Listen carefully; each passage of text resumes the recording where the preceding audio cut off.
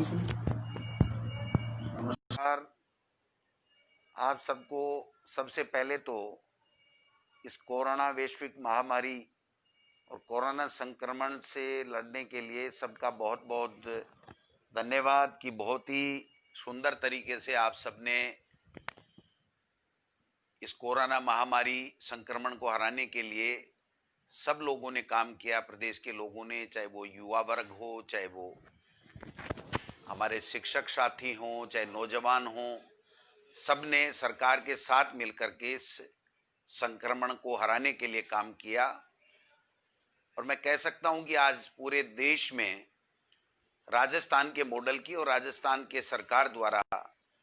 Corona संक्रमण को रोकने के लिए किए गए प्रयासों की सब जगह सराहना हो रही है। अब सरकार के द्वारा माननीय मुख्यमंत्री जी ने 21 तारीख से लेकर के 30 तारीख तक अवेयरनेस कार्यक्रम सब जगह चालू करने की शुरुआत की है, जिसकी शुरुआत 21 तारीख को हो गई थी। राज्य स्तरीय प्रोग्राम माननीय मुख्यमंत्री जी ने सभी जनप्रतिनिधियों के साथ जुड़ करके वीसी के माध्यम से पूरे प्रदेश में जागरूकता अभियान का शुभारंभ किया। हम सब मंत्री जनप्रतिनिधिगण भी अपने अपने क्षेत्र में जनता को इस संक्रमण से बचाने के लिए, लोगों को संक्रमण से बचाने के लिए जन जागृति अभियान अवेयरनेस कार्यक्रम चलवा रहे हैं, जिसमें आप सबका सहयोग अपेक्षित है। सब लोगों से अपील करना चाहूंगा कि मास्क लगा करके रखें, 2 गज की दूरी बना के रखें, लोगों को समझाएं कि इस संक्रमण से डरने की आवश्यकता नहीं है, लेकिन बचाव की अति आवश्यकता है। इससे बच करके रहें। जो संसाधन सरकार ने इस 2-3 महीने में लॉकडाउन के दौरान उपलब्ध कराए हैं, मैं समझता हूं इससे काफी प्रदेश के लोगों को फायदा हुआ है। ये संक्रमण कब किस तरीके से कब तक चलेगा, कैसा रूप लेगा, ये किसी को पता नहीं है, इसलिए बचाव ही इसका उपाय है। लेकिन इस कोरोना संक्रमण के जो आपदा आई उसमें हम सब ने झेली है, लेकिन हमारे युवा बेरोजगार, जो हमारी सरकार, गहलोत साहब की सरकार को बनाने में अपनी प्रमुख भूमिका निभा चुके हैं, और उन्हीं के कारण से हम सब आज सरकार में हैं। तो हमारा दायित्व बनता है कि जो हमारे नौजवान साथी जो सरकारी नौकरियों की तलाश में हैं, वो चाहते हैं कि सरकार हमें जल्दी से जल्दी नौकरियां दे। विभिन्न केडर की भर्तियां चाहे पहले के शासन में निकली, चाहे हमारे शासन में निकली, सब बेरोजगार नौजवानों की उम्मीद टिकी हुई है कि कब सरकार हमको नौकरी देगी। रोजाना सोशल मीडिया के माध्यम से, ट्विटर के माध्यम से, ज्ञापन के माध्यम से हजारों हजारों नौजवान साथी हमारी सरकार को, हमको, माननीय मुख्यमंत्री जी को ये ज्ञापन देते रहे हैं, हमें बताते हैं कि हमें नौकरी कब मिलेगी, किस प्रकार से मिलेगी। माननीय मुख्यमंत्री जी इस बेरोजगार नौजवानों की नौकरी देने की और लेने की जो बात है, उसके लिए बड़े गंभीर हैं। हमसे इस 6 महीने के अंदर कम से कम 4-5 मीटिंग कर चुके हैं।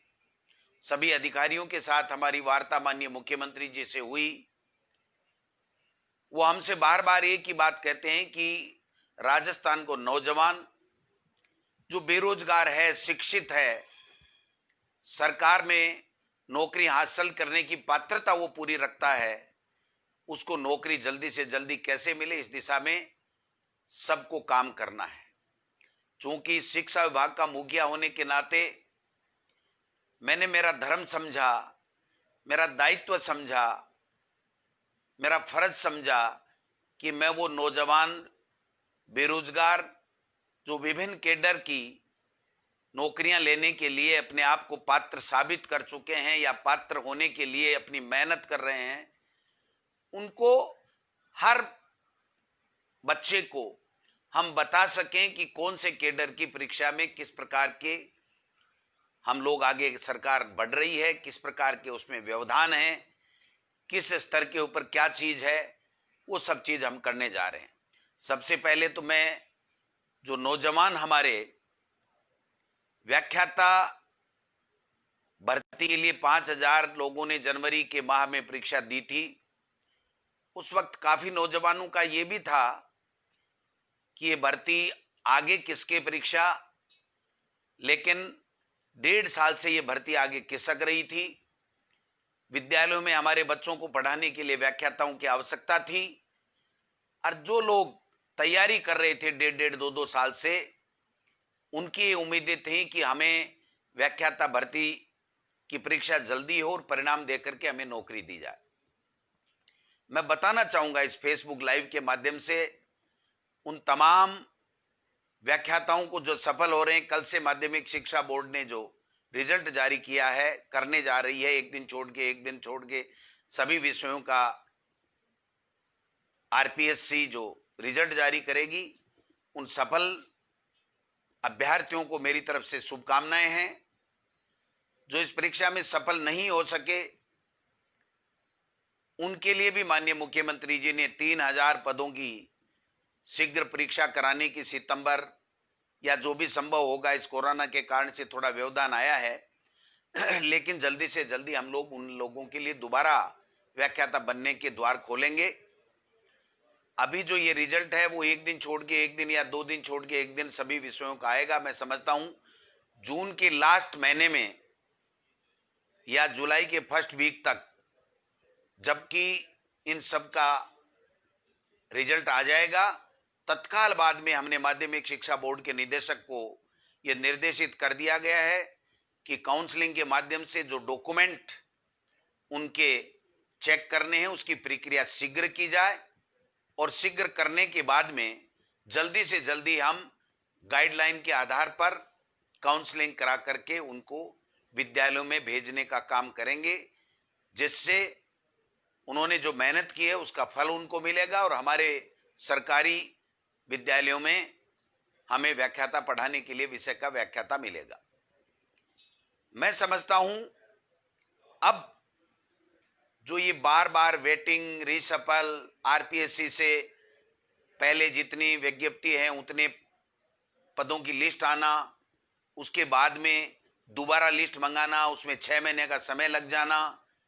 और 6 महीने के समय और डीओपी के हमारे सरकार के सर्कुलर के कारण से कि अगर 6 महीना किसी भर्ती का हो गया तो उसके बाद में आप वेटिंग नहीं निकाल सकते। इससे निजात दिलाने के लिए आगे से माननीय मुख्यमंत्री जी के निर्देश के ऊपर आरपीएससी ने यह फैसला लिया है कि जो भी वैकेंसी हम निकालेंगे, जो रिजल्ट निकालेंगे जिस वैकेंसी का, उस रिजल्ट में हम 1.5 गुना अभ्यर्थी की लिस्ट एक साथ देंगे, जिससे ये वेटिंग निकालने वाली या दोबारा उनकी लिस्ट लेने वाली किसी तरीके का कोई व्यवधान नहीं और किसी तरह की दिक्कत नहीं आए। तो जो व्याख्याता की भर्ती निकल रही है, जिसका रिजल्ट अब आ रहा है, उसमें हर विषय के 1.5 गुना विद्यार्थियों, जो अभ्यर्थी सफल हुए हैं, उनकी लिस्ट आएगी। इसलिए हमें दोबारा इनसे मंगाने की जरूरत नहीं है। जो भी रिसफल या वेटिंग की लिस्ट है उसी में से उठा करके हम लोग पूरा करेंगे। दूसरा, वरिष्ठ अध्यापक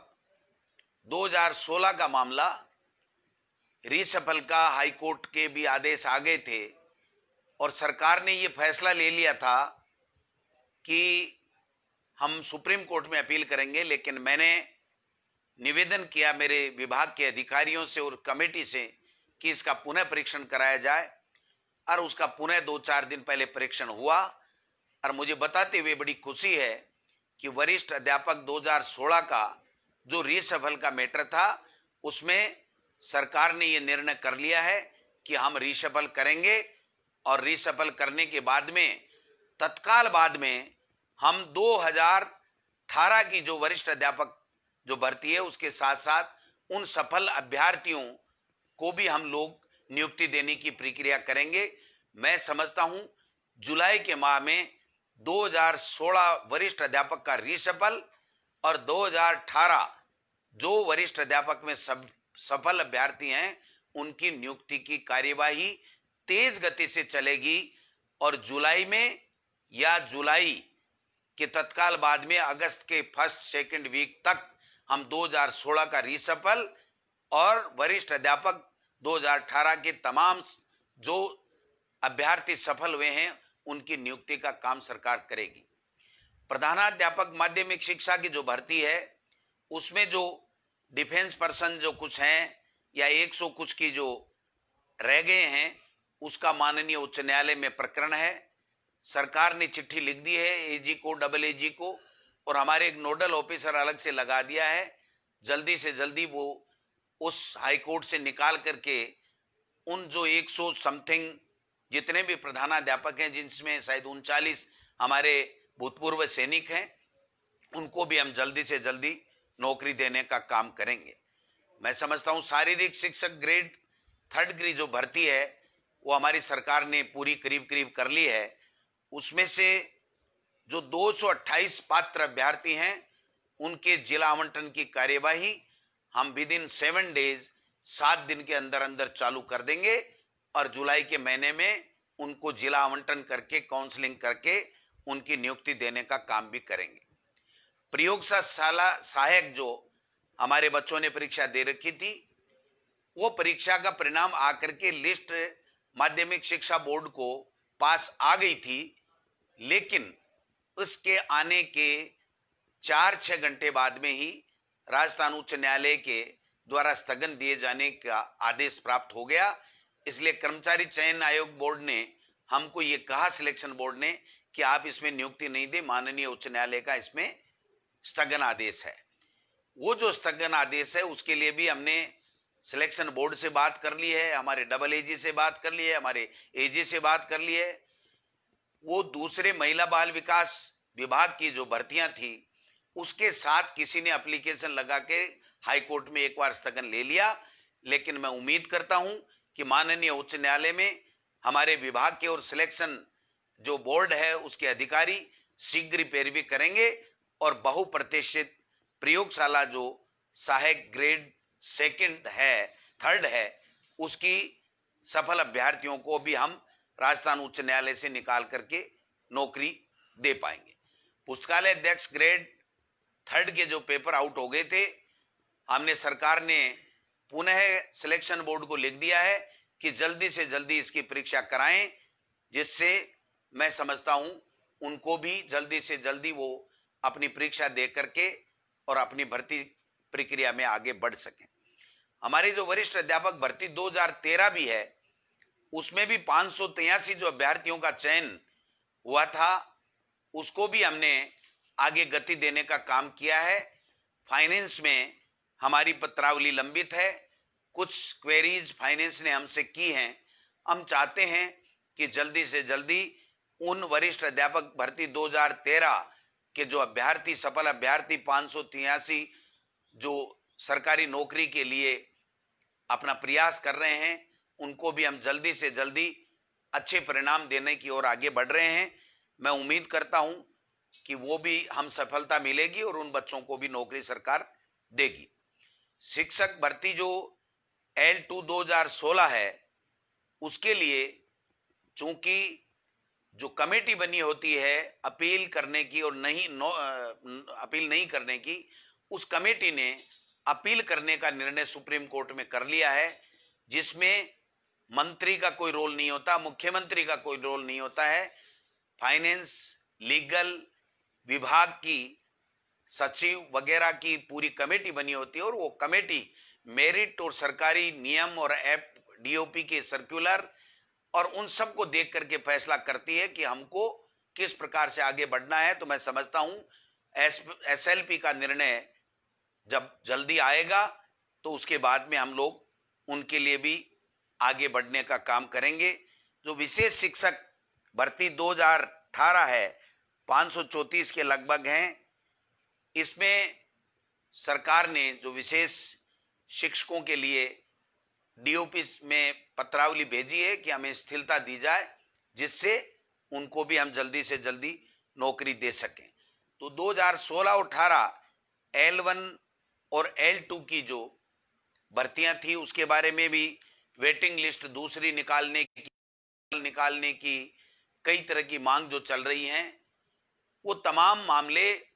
राजस्थान उच्च न्यायालय में या सुप्रीम कोर्ट में एसएलपी में चल रहे हैं। मैं समझता हूं एक मंत्रिमंडलीय उपसमिति भी इसमें बनाई गई है, वो भी अपना काम कर रही है। एक जो टीएसपी के बच्चों के लिए जो है, उसमें भी थर्ड ग्रेड के लिए एक अधिकारी समिति 4 अधिकारियों की आईएएस अफसरों की बनाई गई है। वो समिति भी शायद 26 तारीख को अपनी अंतिम बैठक कर रही है, तो मैं समझता हूं जल्दी उसमें भी हम लोग काम करने का काम करेंगे। अब मैं जो बच्चे रीट की एग्जाम देना चाहते हैं, 31,000 की भर्ती की जो हमारी सरकार ने, माननीय मुख्यमंत्री जी ने घोषणा कर रखी है, उसमें तकरीबन काम हमने मीटिंग करके पूरा कर लिया है। ये मीटिंग की आवश्यकता मित्रों इसलिए पड़ी कि जो पहले रीट टेट हमारी सरकार कांग्रेस के शासन में हुआ करती थी, उसमें 2 एग्जामें होती थी, किसी तरह की ज्यादा कोई दिक्कत नहीं होती थी। लेकिन भारतीय जनता पार्टी की सरकार आने के बाद में रीट उनकी घोषणा के मुताबिक कर दिया गया, और रीट के कारण से 30% उनके एकेडमिक जो उनकी योग्यता है, उसके जो मार्क्स हैं, उसके आधार पर दिए गए, जिससे बाहर के प्रदेश के काफी बच्चे, जिसमें कई तरह के ऐसे प्रकरण भी आए कि फर्जी डिग्री लेकर के उसमें मार्क्स ज्यादा दिखा करके और आगे थे, जिसके कारण से हमारे राजस्थान के बच्चे वंचित हो रहे थे। काफी समय से मांग आ रही थी कि रीट की जो भर्ती है उसमें 30% जो वेटेज हमारे ग्रेजुएशन आदि का है, उसके बारे में सरकार पुनर्विचार करे। हमने हमारी भावना माननीय मुख्यमंत्री जी के समक्ष रखी, हमारे अधिकारी लेवल पर हमारी बैठकें हुई हैं, और बैठकें होकर के उसमें कई बिंदु, कुछ वर्गों को रीट में पात्रता में स्थिलन देने का बिंदु था, कॉमर्स के विद्यार्थियों को सम्मिलित करने की बात थी, वेटेज को कम करना, खत्म करना या वैसे का वैसे रखना, ये जो बिंदु थे, इन सब बिंदुओं के ऊपर विस्तार से चर्चा हुई है। कुछ हमारे जो एनसीटी की गाइडलाइन है उसके मुताबिक कुछ चेंजेज हमें, कॉमर्स के विद्यार्थियों को अगर हम शामिल करेंगे तो उसमें कुछ चेंजेज करने पड़ेंगे। अगर हम वेटेज को वाले मुद्दे को दूसरे तरीके से अगर हम करना चाहेंगे तो भी हमें पंचायती राज एक्ट में रूल्स में जो संशोधन करना पड़ेगा। उसके लिए ऊपरी स्तर पे, उच्च स्तर के ऊपर काफी विचार विमर्श हुआ है। अंतिम जो उसमें प्रक्रिया में चल रही है ये मामला, और जल्दी से जल्दी इसमें फैसला करने के उपरांत जो रीट का फाइनल सिलेक्शन थर्ड ग्रेड के टीचर का है, उसकी प्रक्रिया क्या होगी, उसका जल्दी ही निस्तारण किया जाएगा। आप निश्चिंत रहें, सरकार ये चाहती है कि हमारे बेरोजगारों को नौकरी मिले, लेकिन गहलोत साहब की ये इच्छा है कि नौकरियां, भर्तियां कोर्टों में नहीं अटके। उससे पहले आप जितनी तैयारी करनी है कर लीजिए, लेकिन जब कोई बच्चा तैयारी करके एग्जाम देता है और उसको अगर तैयारी के लिए हम लोग तैयारी के साथ में वो एग्जाम देने के बाद में अगर कोर्टों में कहीं उलझ जाता है, तो मैं समझता हूं वो दिक्कत वाली बात होती है। तो हमने प्रयास किया है कि हम जल्दी से जल्दी इस दिशा में आगे बढ़ें और कोर्ट में हमारा कोई मामला नहीं जा पाए, इस दिशा में हम लोग काम कर रहे हैं। बाकी जितने भी भर्तियां हैं उनके बारे में सब में मैंने आपको बताया है, पीटीआई का बताया है। जल्दी हम 228 का जिला आवंटन कर रहे हैं। प्रधानाध्यापक के लिए हमने हाई कोर्ट में कह दिया है, जो हमारे वरिष्ठ अध्यापक हैं 2016 का रिशफल हम करेंगे, 2018 को जल्दी हम नियुक्ति देंगे। जो कनिष्ठ सहायक जो लिपिक हैं, एलडीसी की जो भर्ती है, उसमें हमने जिला आवंटन की प्रक्रिया को पूरा कर लिया है और जो कैलेंडर दिया है उसके मुताबिक हम लोग आगे बढ़ रहे हैं और जल्दी जुलाई के महीने में भी हम लोग उनको नौकरी देंगे। मैं समझता हूं समय समय पर हम सब लोग इन चीजों की चर्चा करें और चर्चा करने के उपरांत हम लोग पारदर्शिता के साथ में, हमारी सरकार माननीय मुख्यमंत्री चाहते हैं कि पारदर्शिता से हम सारी चीजें बताएं। जो शिक्षक भर्ती 2012 है उसके लिए भी जो पंचायती राज की भर्ती थी जिला परिषदों के माध्यम से हुई थी, उसमें भी पंचायती राज के अधिकारी और उनकी जो लीगल की, डीओपी की, फाइनेंस की कमेटी बनी हुई थी, उन्होंने एसएलपी करने का निर्णय ले लिया। चूंकि वो एक कमेटी होती है जो संविधान में उनको अधिकार प्राप्त है, उनको फैसला करना होता है कि अपील होगी या हम नोट अपील होगी, तो वो भी कर दिया गया है। बाकी जितने भी भर्तियां हैं जल्दी से जल्दी करेंगे। 31,000 टीचर्स की जो आपकी रीट की एग्जाम है, जो उसको भी हम जल्दी, इसको अंतिम फैसला करने के बाद में हम लोग इस कोरोना महामारी से हम लोग निकल जाएं, क्योंकि कई जो पढ़ने वाले बच्चे हैं वो कोचिंग में पैसा जमा करा चुके। कोचिंग के कारण से उनका भी ये बात बार बार ज्ञापन से आता है कि साहब जब तक कोचिंग नहीं खुले तब तक आप अगर रीड कराओगे तो हम पहले वाले जो कंपटीशन में जो लोगों ने तैयारी करके दी उससे हम पिछड़ जाएंगे। लेकिन मैं आपको आश्वस्त करना चाहता हूं कि हम इस भर्ती को डिले नहीं करना चाहते। ज्ञापन देना अलग बात है, निर्णय करना अलग बात है। माननीय मुख्यमंत्री जी ने ये स्पष्ट निर्देश हमारे विभाग को दिया है कि जल्दी से जल्दी 3rd ग्रेड के जो टीचर्स हैं उनके लिए रीट की जो एग्जाम है उसको आप जल्दी कराइए। हमारे व्याख्याता जो 5,000 की जल्दी से जल्दी भर्ती कीजिए, और जो बाकी शेष 3,000 की घोषणा माननीय मुख्यमंत्री जी ने कर रखी है उसके लिए भी हमने प्रक्रिया चालू कर दी है। डीपीसी हम लोग करवा रहे हैं, ऊपर से लेके नीचे तक के सबकी हम लोग डीपीसी करवा रहे हैं। 2nd ग्रेड वालों को दोनों 16 और 18 का हमने निर्णय ले लिया और जल्दी से जल्दी इनको नौकरी मिल रही है। मैं समझता हूं बहुत अच्छे तरीके से आप लोगों ने कोरोना में सबको बचाने का जो काम किया है, जो मेहनत कर रहे हैं, जो आप अवेयरनेस जागरूकता फैला रहे हैं, उसमें आप काम कीजिए। और मैं एक बात और मेरे नौजवान साथियों से करना चाहता हूं कि हमें किसी तरह का कोई मुगालता हमारी सरकार को नहीं है कि आपकी वजह से, आपकी मेहनत की वजह से और आपसे जो वादे किए हैं उसके मुताबिक हम काम कर रहे हैं। आपके कारण से हम सरकार में आए हैं। तो हमारी और हमारी कांग्रेस की सरकार की पहली प्राथमिकता है कि हम आपको जल्दी से जल्दी नौकरियां दें, आपके लिए नौकरियों के लिए वातावरण निर्माण करें, और हाई कोर्ट में हम मजबूती के साथ में पैरवी करें, सुप्रीम कोर्ट में हम मजबूती के साथ में हमारे नौजवान साथियों को नौकरी देने के लिए पैरवी करें। लेकिन चूंकि जो संवैधानिक व्यवस्थाएं बनी हुई हैं उस व्यवस्थाओं में मंत्री का या मुख्यमंत्री का जिस स्तर पे रोल हो सकता है उस स्तर पे हम हमारा रोल अदा कर सकते हैं। लेकिन जो कॉन्स्टिट्यूशनल जो कमेटी बनी होती है जिसको अपील करने या नहीं अपील करने का जो अधिकार है वो अधिकार उन्हीं को प्रदत्त है, उसमें हम कोई किसी तरीके का नहीं कर सकते। तो मैं समझता हूं इसलिए जो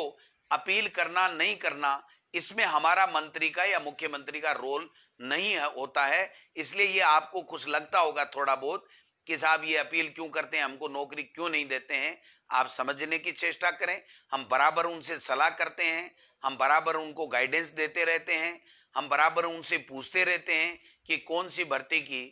मैं आपको आश्वस्त करना चाहता हूं कि माननीय मुख्यमंत्री अशोक गहलोत की सरकार हमारे प्रदेश के बेरोजगारों को जो नई नौकरी प्राप्त करना चाहते हैं, 3rd ग्रेड के टीचर की एग्जाम देना चाहते हैं, उनके लिए इस प्रकार की व्यवस्था करना चाहती है कि कोर्टों में भर्तियां नहीं अटके और हमारे राजस्थान के नौजवानों को ज्यादा से ज्यादा संविधान में जो अधिकार दिए हुए हैं उसके तहत